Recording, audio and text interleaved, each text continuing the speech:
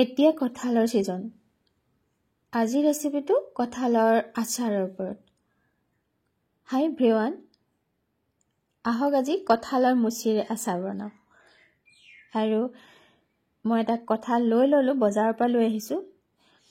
আৰু কঁঠালটো এতিয়া কাটিম। প্ৰথম প্ৰব্লেমটো কি হয়, কঁঠাল কাটিবৰ সময়ত আঠাৰ কাৰণে বহুত দিগদাৰ হয়। সেইকাৰণে মিঠাতেল লৈ লৈছোঁ। লৈ যিখন কটাৰীৰে কাটিম তাতো অকণমান সানি দিছোঁ আৰু এয়া হাততো লগাই লৈছোঁ। তেতিয়া কঁঠালৰ আঠাটো বহুত বেছিকৈ লাগি নধৰে। আৰু এটা ইয়াতে মই উপায় ব্যৱহাৰ কৰিম, সেইটো আপোনালোকক জনাই যাম বাৰু, চাই থাকক ভিডিঅ'টো।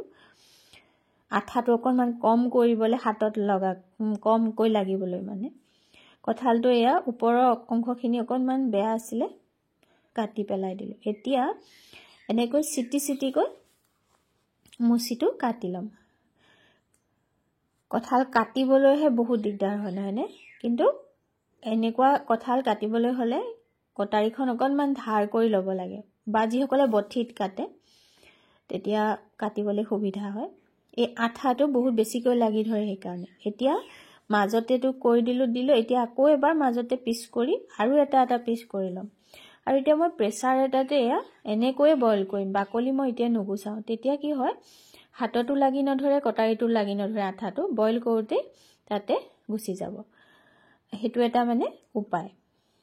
প্ৰথমতে যদি বাকলিটো কাটি লয় তেতিয়া মানে আঠা বহুত লাগি ধৰে। আৰু এতিয়া নিমখ দি দিলোঁ আৰু লগতে হালধিও দি দিম। দি লৈ মাত্ৰ এটা চিটি দেই, ঢেৰ সিজাবৰ দৰকাৰ নাই, আচাৰ হ'ব যিহেতু। আৰু পানী অকণমান দি ল'লোঁ, দি ঢাকনিটো মাৰি এটা চিটি অহালৈকে সিজাই ল'ম। মই আগৰ এটা ৰেচিপি দিয়া আছে, সেইটো মই ভাপত দি লৈছিলোঁ কঁঠাল কাটি লৈ। সেইমতেও বনাব পাৰে আপোনালোকে, মোৰ এই চেনেলটোতে আছে, চাব পাৰিব। আৰু এতিয়া দেখিছেনে, মই প্ৰেছাৰটোৰ পৰা উলিয়াই ল'লোঁ। লৈ এতিয়া চাবচোন, কাটিবলৈ বহুত সুবিধা হ'ব। সেই বাকলিটো কাটোতেই হাতত মানে প্ৰায় লাগি ধৰে আঠাবিলাক, হয়নে? এই আঠাটো একদম মানে লাগি নধৰে আৰু কষ্টও নহয়, নহ'লে চবতে আঠা, কাঁহী বাতিৰ পৰা এভৰিথিং। আৰু এতিয়া দেখিছে নহয়, জোখটো যিহেতু শুকুৱাব লাগিব অকণমান ৰ'দত কঁঠালখিনি, আৰু সেইকাৰণে জোখটো অকণমান চাব লাগিব, যাতে বেছি সৰু কৰি দিলে শুকাই একেবাৰে অকণমান হৈ থাকিব, আৰু পিচটোহঁত মানে বেছি সৰু হৈ যাব। আৰু এনেকৈ বাকলিটোহঁত যেনেকৈ সুবিধা আৰু কাটি ল'ব লাগে। আৰু এইখিনিতেই এটা কথা যে যদি বেছিকৈ সিজায় সেয়া কিন্তু অসুবিধা হ'ব, কাৰণ আচাৰৰ কাৰণে অকণমান পিচকৈ থাকিলেহে ভাল লাগে। এনেকৈ কাটি ল'লোঁ। আজিৰ এই ৰেচিপিটোত মানে আচাৰৰ মই মা মছলা, তেল একদম কম দিম, কাৰণ মই মোৰ দেউতাৰ কাৰণে বনাইছোঁ। আৰু এতিয়া প্ৰথমতে কাটা হোৱাৰ পিছত এইখিনি ৰ'দত দি দিম।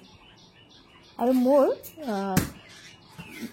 ঘৰটোৰ চাৰাউণ্ডিঙত কিমান চৰাই চিৰিকটি আছে আপোনালোকে শুনকচোন, মই আপোনালোকক মন দি শুনিবলৈ কৈছোঁ দেই।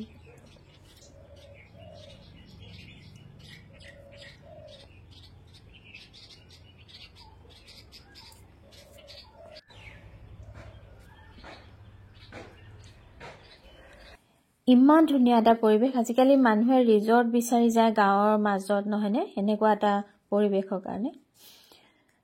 আৰু এয়া কঁঠালখিনি চাওক, শুকোৱা জোখটো দেখিছে, বহুত বেছিকৈ শুকুৱাব নালাগে। আৰু এটা বিশেষ কথা আপোনালোকক জনাম, পিছে মই প্ৰথমতে মছলাখিনি মই দেখুৱাই লৈছোঁ দেই। শুকান জলকীয়া মোৰ ঘৰতে শুকোৱা আছিলে, আৰু ধনিয়া গুটি লৈছোঁ, জিৰা অকণমান, পাঁচফোৰণ, তাতে কালজিৰাৰ পৰা একেবাৰে মিঠিলৈকে আছে। তাৰপিছত দিলোঁ চফ কেইটামান, দি লৈ এতিয়া কেৰাহী এখনত ফ্লেমটো ল' কৰি লৈ একদম লাহে লাহে ভাজিম। আৰু কথাটো হ'ল কি, কঁঠালৰ আচাৰ বনাওঁতে একেটা ৰ'দত কিন্তু শুকুৱাব লাগে দেই, নহ'লে কি হয়, কঁঠালৰ ভেঁকুৰ বহুত জল্দি লাগি আহে, তাৰ বিশেষ সেই আঠাটোৰ কাৰণে একদম মন কৰিব লাগে। এটা দিনো যদি থৈ দিয়া আৰু চেচ, মানে এটা দিনৰ ভিতৰত ৰ'দত দি শুকুৱাই মানে বনাব লাগে। আৰু সেইখিনি দেখিলেই মছলা একেবাৰে কম দি লৈছোঁ, দি লৈ ইয়াতে এইখিনি ক্ৰাছ কৰি ল'ম। মছলা আচাৰৰ কাৰণে একদম ফাইন মানে পাউডাৰ বনাই দিলে ভাল নালাগে। এতিয়া মই দেখুৱাম আপোনালোকক, চাওক এয়া অকণমান দানা দানা ভাৱ আছে। এতিয়া এইখিনি কাঢ়ি লৈ তাৰপিছতে কেৰাহীখন গেছত পাতি দি অলপ মাষ্টাৰ্ডল দি ল'লোঁ। দি লৈ ফ্লেমটো কিন্তু বহুত হাই নহয়, তেলখিনি কেৱল গৰম হৈ অকণমান কঁঠালখিনি হোৱালৈকেহে। এইটো জোখতে আৰু কঁঠালখিনি দি দিলোঁ। আপোনালোকে ইয়াতে লাল মিৰ্চ পাউডাৰ বা বেলেগ আৰু কিবা সৰিয়হ সেইবিলাক মছলা যদি দিব খোজে দিব পাৰে। যিহেতু মই দেউতাৰ কাৰণে বনাইছোঁ, সেইকাৰণে এটা বয়সৰ পৰা কিছুমান বস্তু তেওঁলোকে এভইড কৰে, আৰু কিন্তু কঁঠাল যিহেতু হেল্ডি খাবও লাগে, সেইকাৰণে মই যিমানখিনি পাৰি এনেকৈ বনাই দিছোঁ। আৰু এতিয়া নিমখ অকণমান দিছোঁ। নিমখটো চাই চিতি দিব লাগিব, কাৰণ বইল কৰোঁতেও দিয়া হৈছিলে। আৰু হালধি, আৰু বইল কৰোঁতে যে হালধি দিছিলোঁ তেতিয়া কি হয়, কালাৰটো খুব ভাল হয়, আৰু হালধিত এণ্টিবেক্টেৰিয়েল প্ৰপাৰ্টি থাকে, সেইকাৰণে প্ৰথমতে যদি দি দিয়া হয় ভাল। আৰু এতিয়া এয়া একদম লাহেকৈ ধুনীয়াকৈ মানে লৰাব লাগে। কম জুই ফ্লেমটো কমতেই থাকিব লাগে। এয়া চাওক ওচৰৰ পৰা দেখুৱাই দিছোঁ। এতিয়া সেই মছলাখিনি দি দিছোঁ। মছলাখিনি চাই ল'ব লাগে, কাৰণ যিহেতু কঁঠালখিনি কাটোতে সৰহ যেন হয়, যেতিয়া ৰ'দত শুকুৱাই দিয়া হয় কমি যায়। আৰু এতিয়া লাহেকৈ এনেকৈ অলপ সময় সেই ফ্লেমটোতে অলপ সময় মানে 2 মিনিটমান লৰাম।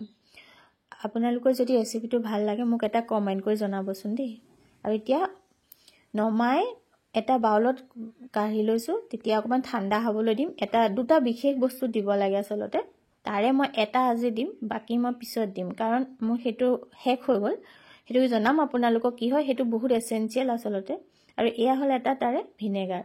কঁঠালখিনি অকণমান ঠাণ্ডা হোৱাৰ পিছতে দি দিব লাগে, একেবাৰে ঠাণ্ডা নহয়, অলপ মানে ঠাণ্ডা হোৱাৰ লগে লগে এই ভিনেগাৰ দিব লাগে। দিয়াৰ পিছত এতিয়া এটা চিচাৰৰ বৈয়ামত এইখিনি ভালকৈ ভৰাম, আৰু অকণমান তেল পিছত এড কৰি দিম।